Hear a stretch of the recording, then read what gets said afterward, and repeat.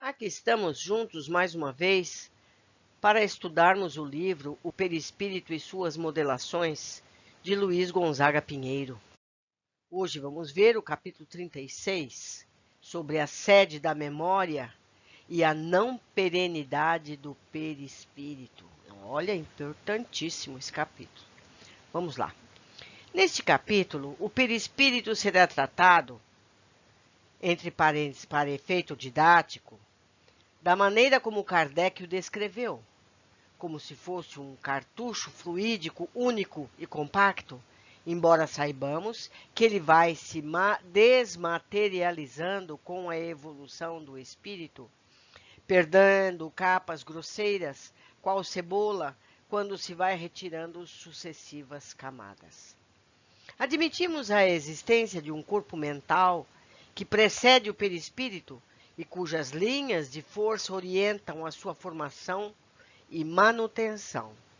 Todavia, insistimos em dizer que neste capítulo, perispírito representa todo o conjunto de revestimentos, no plural, do espírito, razão pela qual perca ele todos os envoltórios, restando apenas um deles, sumamente etéreo. Ainda será o perispírito. Visto este detalhe, passemos à opinião de alguns pensadores espíritas, sem a preocupação de aprofundamento ou sequência. Gabriel Delane. A memória não reside no cérebro, está contida no perispírito. Reencarnação. Emmanuel, ainda, pois ao corpo espiritual, que se deve à maravilha da memória, chapa fotográfica, onde tudo se grava, sem que os menores coloridos das imagens se confundam entre si. Isso está em Dissertações Mediúnicas. Leon Denis, dada as flutuações constantes e a renovação integral do corpo físico, em alguns anos esse fenômeno seria incompreensível sem a intervenção do perispírito, que guarda em si, gravadas na sua substância, todas as regressões de outrora. É ele que fornece à alma a soma total dos seus estados conscientes, mesmo depois da destruição da memória cerebral. O problema do ser, do destino e da dor. Leon Denis. A união da alma com o corpo começa com a concepção e só fica completa na ocasião do nascimento. É o invólucro fluídico que liga o espírito ao germe. Essa união vai se apertando cada vez mais, até tornar-se completa. E isso se dá quando a criança vê o dia. No intervalo da concepção ao nascimento, as faculdades da alma vão pouco a pouco sendo aniquiladas pelo poder, sempre crescente, da força vital recebida dos geradores, que diminui o movimento vibratório do perispírito, até o momento em que o espírito da criança fica inteiramente inconsciente. Essa diminuição vibratória do movimento fluídico produz a perda da lembrança das vidas anteriores. O grande enigma. André Luiz diz, em outras vezes, raras, aliás, tive notícias de amigos que perderam um veículo perispiritual, conquistando planos mais altos. Isso está em Libertação. Comecemos pela afirmativa de Denis, acerca das causas do esquecimento das vidas passadas, ser ocasionada pela diminuição vibratória do perispírito. Ora, não temos centenas de crianças que lembram com clareza de suas encarnações passadas, tendo todas elas passado pela redução perispiritual e recebido densa cota de fluido vital, como explicar o não esquecimento? Em casos tais, há que se admitir que o esquecimento não ocorreu completamente. Ao reencarnar, o espírito conservou suas lembranças, externando-as no estado de vigília, uma vez que o cérebro físico nada grava, servindo apenas como um receptor de imagens a ele passadas pelo cérebro perispiritual, nele entranhado. Por que será que tantos autores insistem em considerar o perispírito e não o espírito a sede da memória? Quem recorda é o espírito ou o perispírito? Acreditando ser o espírito, o princípio inteligente do universo, há que se admitir que tudo se demonstre sinal de inteligência dele procede. Ocorre que, ao pensar, o espírito deixa transparecer em seu perispírito, qual ocorre com a superfície de um espelho, as imagens, cenas, os mais secretos pensamentos que alimentam. Mas gravaria em definitivo todas essas cenas, ou apenas aquelas que são preocupações do momento? Seria o perispírito um arquivo de memória de tudo quanto pensa o espírito, ou funcionaria apenas como um revelador dos pensamentos do agora? Vejamos Kardec em sua obra A Gênese. Um decapitado se apresenta sem a cabeça. Não quer isso dizer que haja conservado essa aparência? Certo que não, porquanto como espírito ele não é coxo, nem maneta, nem zarolho, nem decapitado. O que se dá é que, retrocedendo o seu pensamento à época em que tinha tais defeitos, seu perispírito lhe toma instantaneamente as aparências, que deixam de existir logo que o mesmo pensamento cesse de agir naquele sentido. Se, pois, de uma vez ele foi negro e branco de outra, apresentar-se-á como branco ou negro, conforme a encarnação a que se refira a sua evocação e a que se transporte o seu pensamento. Criando imagens fluídicas, o pensamento se reflete no envoltório perispirítico como um espelho, toma nele corpo e aí, de certo modo, se fotografa.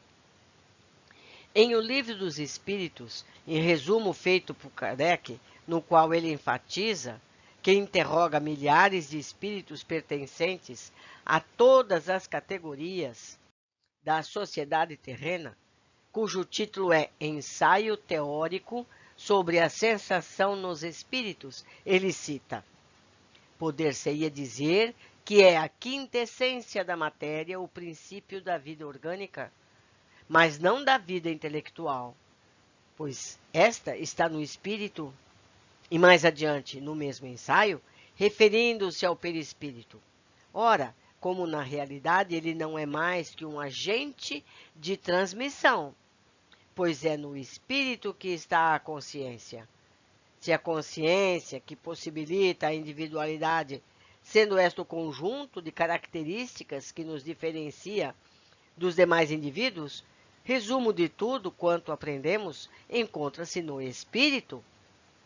Não pode o perispírito gravar as nossas aventuras, apenas traduzi-las por ordem do espírito, verdadeiro detentor do conhecimento. O pensamento, em todo o conteúdo que se reveste, tem gênese no espírito. A inteligência é um atributo do espírito. Seria difícil explicar como o espírito, possuidor de inteligência, emissor do pensamento e plasmador da vontade, não viesse a guardar em si o resultado de seus próprios atributos. A explicação de Kardec aponta no sentido de aludirmos, ou seja, o perispírito revela os pensamentos e as intenções a que se vinculam os espíritos no presente momento. Quando se transportam ao passado, pelo pensamento, fazendo-o presente, o perispírito os acompanha, revelando as aventuras e infortúnios evocados pelo pensar, que são expostos em imagens cinematográficas que surpreendem de clareza e vigor. Assim pensando, não podemos considerar o perispírito como arquivo de memórias, de vez que elas só seriam reveladas mediante a liberação da sede que as retém, o espírito. A ideia de um arquivo é a de uma repartição ou móvel destinado a colecionar documentos. Admitindo o perispírito como refletor da memória psicológica e preocupações a que o espírito se apega, ele jamais seria um arquivo de memórias.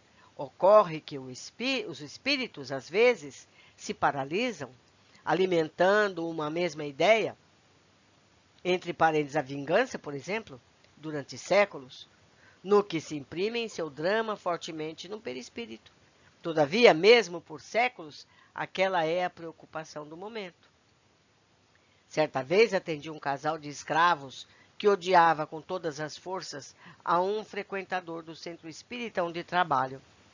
Este sofria as crises epiléticas e ataques de loucura no que era acorrentado por seus pais. O casal de escravos, enquanto encarnado, fora violentado sexualmente pelo atual perseguido, ocasião em que foi despido e amarrado a um tronco, sofrendo ambos as mais cruéis humilhações. Após o ato consumar-se, a mulher afogou-se no rio, cometendo suicídio, e seu companheiro morreu de violenta surra. Ambos perseguiam a mesma pessoa no presente, mas nem sequer se viam um ao outro.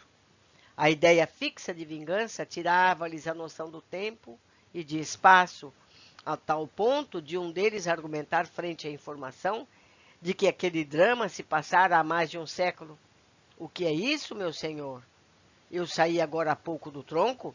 Veja, minhas carnes ainda estão marcadas. A ideia dominante nos dois era a humilhação pela qual passaram, e queriam vingança a qualquer custo.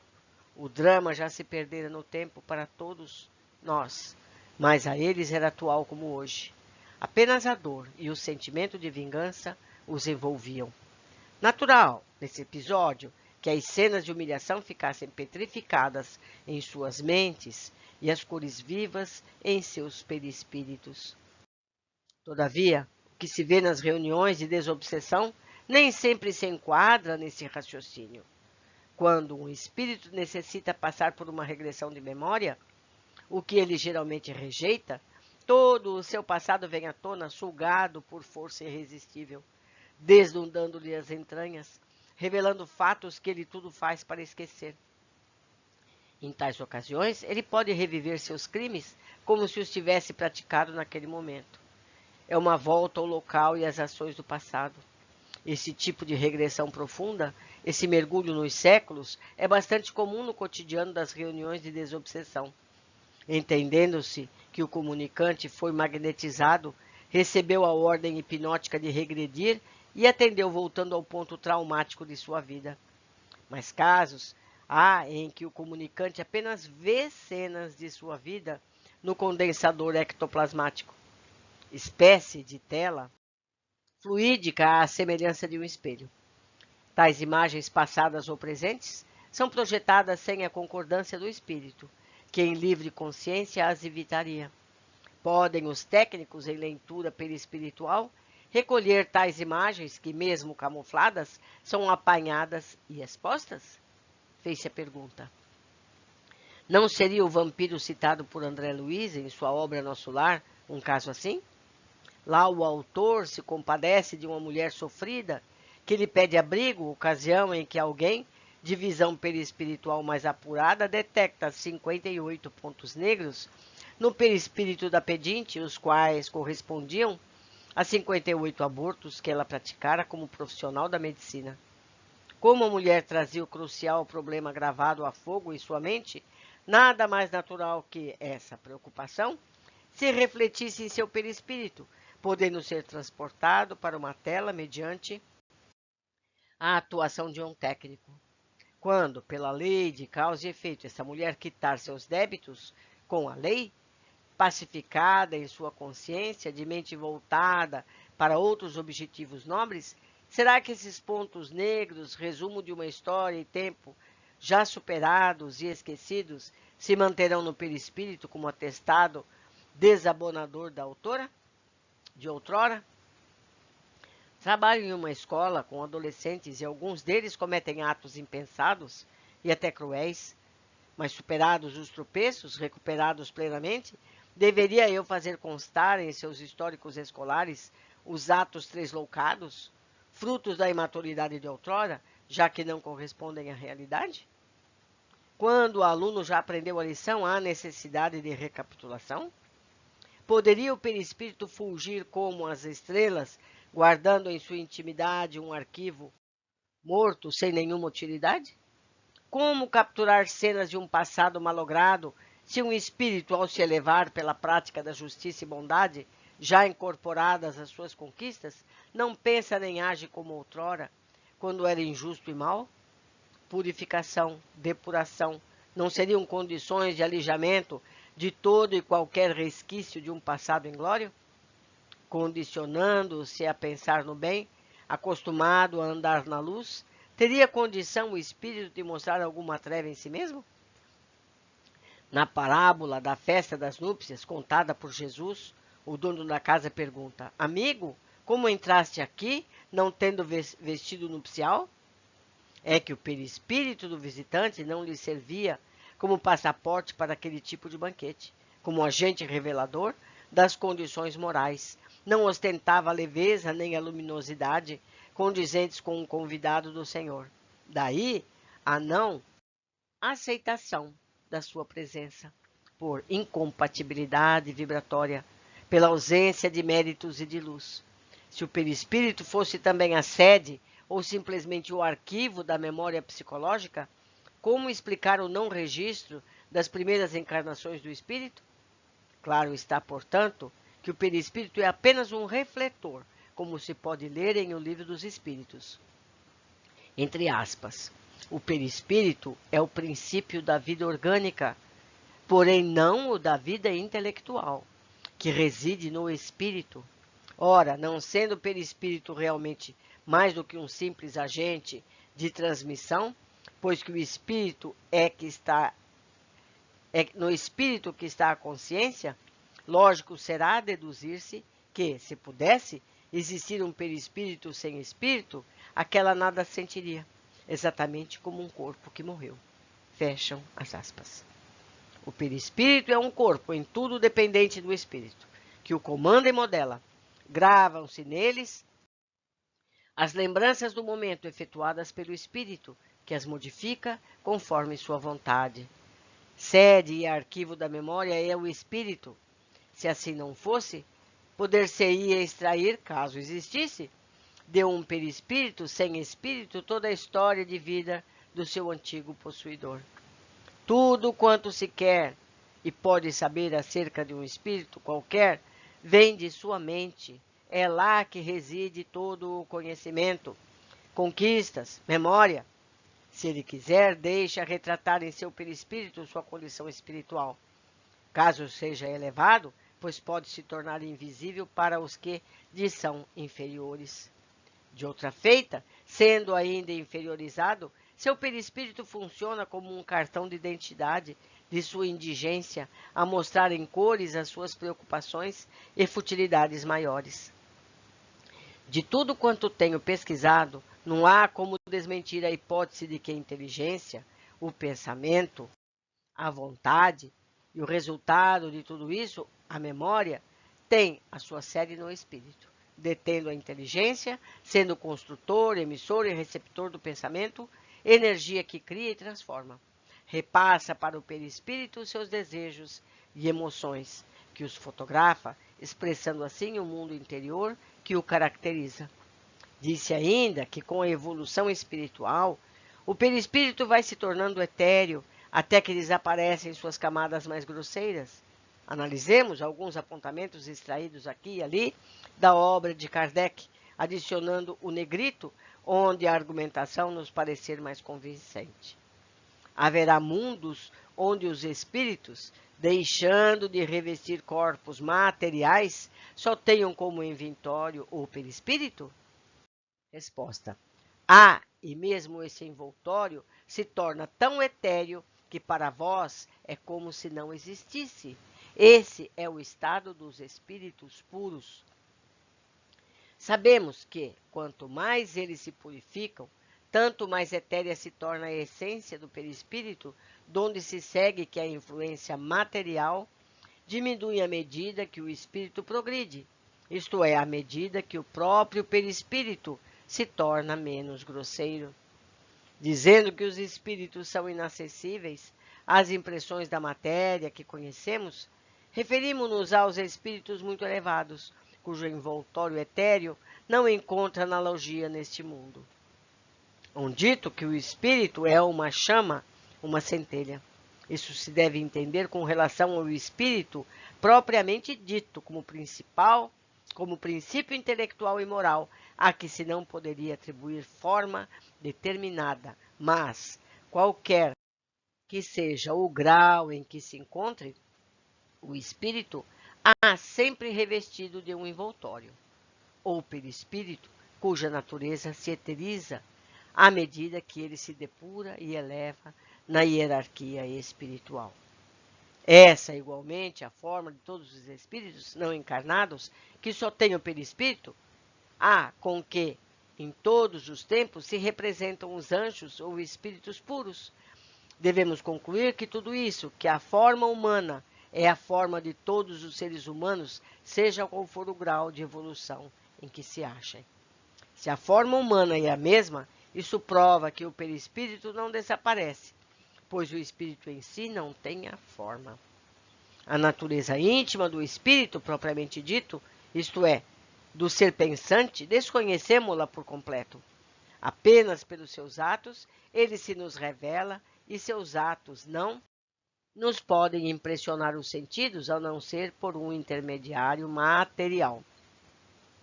O espírito precisa, pois, da matéria para atuar sobre a matéria. De que adiantaria ser um espírito superior, sem perispírito, impossibilitado de atuar em um mundo qualquer, desde que com grau de materialidade? Nesse caso, o espírito totalmente desmaterializado só poderia agir num mundo imaterial, se é que existe algum no universo. Isso seria elitizar, excluir, marginalizar a retaguarda da convivência com aqueles que podem e querem ajudá-la. Tal raciocínio é incoerente com o poder que o espírito vai adquirindo com a sua evolução. Inclusive vai ao encontro da definição poética de Jesus para com o ser inteligente. O espírito vai onde quer, e tu ouves a voz, mas não sabes de onde vem, nem onde vai. Isso quer dizer que todos os mundos são acessíveis aos espíritos superiores, que, para cumprirem suas missões de auxílio aos mais sofredores, necessitam de um veículo de manifestação para se fazerem entender. Em O Evangelho segundo o Espiritismo, podemos ler, entre aspas, em grau mais elevado, é diáfano e quase fluídico. Vai desmaterializando-se de grau em grau e acaba por se confundir com o espírito. O próprio perispírito passa por transformações sucessivas, torna-se cada vez mais etéreo, até a depuração completa, que é a condição dos puros espíritos. Fecha aspas. No livro O que é o Espiritismo, lê-se: quando a alma está unida ao corpo durante a vida, ela tem duplo invólucro. Um pesado, grosseiro e destrutível, que é o corpo. O outro fluídico, leve e indestrutível, chamado perispírito. Podemos resumir toda essa problemática com as respostas dadas a Kardec pelos espíritos por ocasião das seguintes indagações. Como podemos apreciar a liberdade do espírito durante o sono? Pelos sonhos, crede enquanto o corpo repousa, o espírito dispõe de mais faculdades do que em vigília. Tem o conhecimento do passado e, algumas vezes, previsão do futuro. Isso está na pergunta 402. Por que não nos lembramos sempre dos sonhos? Pergunta 403. No que tu chamas sono, só há o repouso do corpo, porque o espírito está sempre em movimento. Aí ele se recobra um pouco de sua liberdade e se corresponde com aqueles que lhe são caros, seja neste mundo, seja em outros. Todavia, como o corpo é matéria pesada e grosseira, dificilmente ele conserva as impressões que o espírito recebeu, porque esse não as recebeu pelos órgãos do corpo. Isso encerra a questão. Não há esquecimento do passado, senão enquanto o corpo está em vigília, devido ao bloqueio imposto pela matéria. A condição de encarnado não retira as lembranças passadas. O estado de vigília, sim. A memória profunda está bloqueada pela supremacia da memória imediata, a que corresponde ao estado de vigília. Os eventos vividos recebidos pelo espírito na condição de liberdade geralmente não são repassados ao cérebro físico, razão pela qual ele desconhece pela manhã o que fez durante o sono. Podemos então, através desse raciocínio, imaginar que se a redução perispiritual levada a efeito pelos técnicos para que haja o reencarne favorece o esquecimento, logo que o perispírito volta ao seu tamanho natural, aquele se desfaz. Desdobrando do corpo durante o sono, o espírito domina suas vidas passadas, voltando ao corpo que ele não perde esse conhecimento, apenas não consegue mantê-lo vivo por causa do predomínio da matéria que obscurece as lembranças. Eu, a leitora, faço aqui um parênteses. Raros lembram de suas vidas passadas logo depois que eles passam para os planos espirituais. Não é essa facilidade toda, não. A gente tem conhecimento disso com outras leituras, com outras revelações. Continuando. Desdobrado, a qualquer instante, o espírito volta a ter domínio sobre sua memória mais recente. Conclui-se assim que o que impede o espírito de lembrar suas vidas passadas, nos instantes de vigília, não é a redução da vibração perispiritual, mas a falta de sincronia por parte dos cérebros físico e perispiritual no que se refere aos eventos observados. O cérebro físico oferece um bloqueio para as informações não passadas por ele, não permitindo ao espírito manifestá-las em vigília. Se o espírito sai do corpo, lembra os fatos passados, entrando nele, os esquece. Logo, o espírito não passa por um esquecimento no real sentido da palavra, uma vez que lembra ao desdobrar-se de sua história de vida. Apenas tem sua memória espiritual bloqueada, banco de dados passados, para não interferir na gravação da memória atual. Encontra-se o espírito na condição de encarnado, à semelhança de um mergulhador, que sob a densa camada de água tem seus movimentos tardos e a visão turvada, sem comunicação com a superfície, ou seja, sem contato com a sua memória pré-encarnatória. Quando sai da água, adquire a condição de liberdade. O corpo denso é apenas um abafador, um amortecedor, um redutor do dinamismo espiritual, limitando-o a um plano de dificuldades a serem superadas e aprendizagens a serem vencidas. Entrar e sair nesse mar todos os dias é, pois, um exercício penoso e necessário para o espírito, que a cada ida e volta acende a alegria da liberdade e as agruras da prisão. É por essa razão que consideramos o corpo físico como um veículo de manifestação do espírito no mundo material e o perispírito, veículo de manifestação do espírito no mundo espiritual. De que adiantaria ao ser pensante dominar toda a ciência sem ter como repassá-la por falta de um veículo de manifestação? Para que uma informação chegue ao espírito, ele a recebe via cérebro perispiritual, enquanto desencarnado. Encarnado, em vigília, qualquer mensagem passa pelos cérebros físico e perispiritual.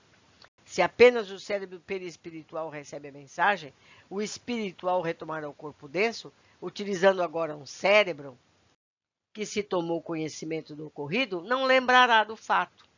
Esse é o bloqueio. Só quando a mensagem passa pelos dois cérebros, carnal e perispiríticos, chegando à sede, que é o espírito, ele tem completo domínio da memória na condição de encarnado em vigília. Observa-se esse fenômeno nos médiuns chamados inconscientes. Quando o comunicante atua apenas no perispírito, não faz a mensagem passar pelo cérebro físico do intermediário. Esse, ao sair do transe, geralmente não lembra nada do ocorrido. Se o médium é consciente, a mensagem chega ao seu cérebro físico, formando uma lembrança do que foi tratado. Resta-nos um questionamento ainda. Quando um espírito passa de um mundo para outro, ele muda de envoltório, dizem os espíritos. Em primeiro lugar, precisamos distinguir a substância de que é feito o perispírito, do perispírito em si. Vejamos a pergunta 187 do Livro dos Espíritos. A substância do perispírito é a mesma em todos os mundos? Resposta: não, respondem os espíritos a Kardec. Ela é mais ou menos etérea, passando de um mundo para outro. O espírito se reveste da matéria própria de cada um com mais rapidez que o relâmpago. O espírito muda a substância de que é composto o perispírito com a finalidade de adaptar-se àquela nova situação. Sem os fluidos do planeta a que aporta, o seu perispírito não se ajustaria às novas condições, ficando impossibilitado de receber as impressões daquele mundo, por inadequação da aparelhagem perispiritual. Ele não troca de perispírito, o que seria absurdo, por implicar um novo começo na elaboração da memória biológica já conquistada. Com a simples troca de fluidos, ele pode adaptar-se a cada mundo, conservando as suas conquistas. Essa adaptação, todos sabemos, não é brusca, mas gradativa, pois quando deixamos um planeta por méritos, nosso perispírito já se encontra praticamente nas condições adequadas a conviver em outro mundo superior ao qual estamos destinados. Esse procedimento não provoca choques na memória biológica, que já é inerente ao perispírito, nem desequilíbrio na memória intelectual do espírito, que não teme inadaptação científica, filosófica ou moral do novo ambiente. Depois desse exercício mental, podemos enfim perguntar: o espírito, quando atinge o estado de pureza, permanece com o perispírito ou terá se despojado dele? Voltemos ao Livro dos Espíritos e sua pergunta 188. Os espíritos puros habitam mundos especiais ou estão no espaço universal sem estarem mais ligados a um mundo que o outro? Resposta: os espíritos puros habitam certos mundos, mas não são confinados neles como os homens sobre a terra. Eles podem, melhor que os outros, estarem por toda parte. Se tais espíritos podem ir a toda parte, no seu afã de auxiliar seus irmãos menores, necessitam trocar de envoltório quando passam de um mundo para outro, embora o façam com a rapidez de um raio, como se fina camada de fluidos próprios do mundo em visita o revestissem. Se eles não tivessem mais perispíritos, não poderiam atuar nos mundos que lhes são inferiores, nem se comunicarem com seus habitantes.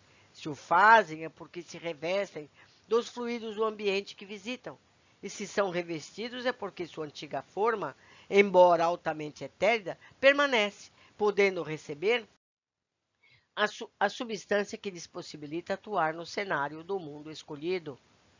Tal raciocínio nos parece lógico, pelo menos mais coerente com a solidariedade que é o maior deve ter para com o menor, no sentido de ajudá-lo.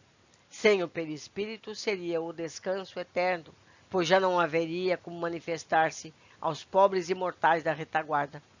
Isso é incompatível com as leis de amor e caridade, cuja representação e defesa devem ser intransigentes e mais fortes entre os espíritos superiores. Podemos concluir dizendo que o perispírito é um corpo que sempre acompanha o espírito.